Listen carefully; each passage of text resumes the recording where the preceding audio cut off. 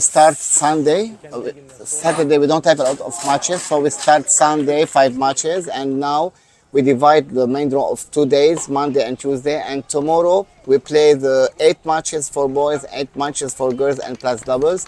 I tried to finish this tournament in Saturday because we have back to back. So Saturday we start the quali of second tournament.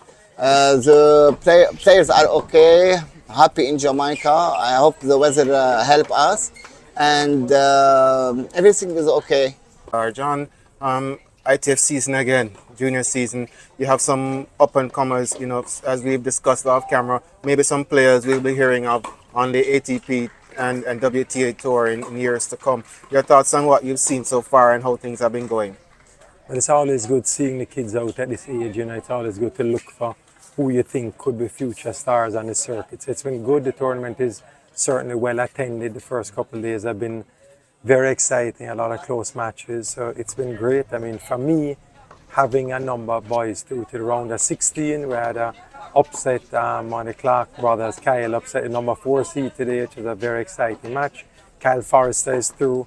So it's good, looking forward to a good couple of days ahead as well. And how have the logistics been going, to pull this together?